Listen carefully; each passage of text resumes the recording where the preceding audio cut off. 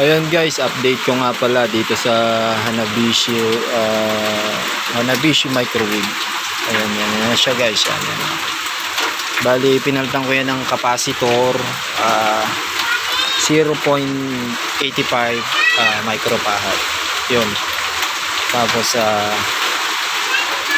yung mapalitan ko, yan. Tetestingin na natin siya guys. Ito guys, sasaksak ko na siya guys. Yan guys. Umilaw na siya yung kanyang yan. Tatry kong maglagay ngayon ng tinapay muna para yan guys, umilaw na siya. Ibig sabihin good na guys. Yan. Lagyan ko ngayon siya ng mga tinapay guys. Yan, tinapay yan. Wala kasi ako. Siya na kayo, kinamay ko na. Ayan guys. Yan tinapay. Yan guys. Sarado ko na ulit guys. Yan guys.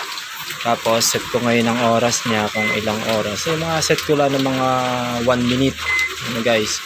So, mahalaga na siya. Yung importante na pag-ano natin. Yan, mga 1 minute start ko guys. Yan guys. Gumagana na siya. Bali, ayos. Success ang ating kakagawa. Yan guys.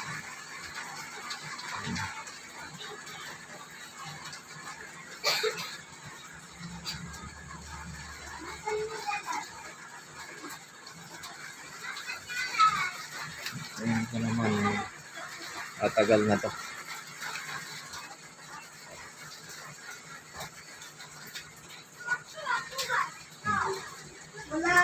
Bali guys, hindi tayo magagawa ng ganito update ko lang sa inyo ito kasi medyo abot din to ng ating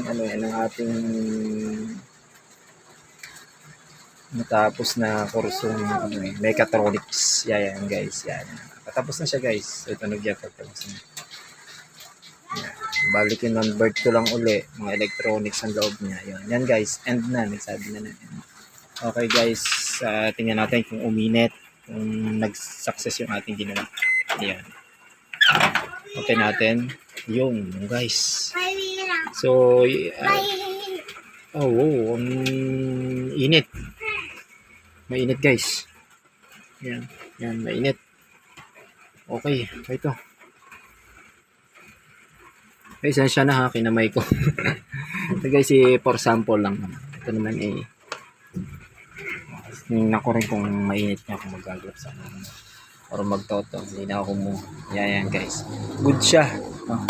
Yan. Update ko lang sa inyo guys. Lutin ko na yung saksak. Nakatuwa guys kung ganitong troubleshooting na solve natin. Yan guys. Thank you for watching.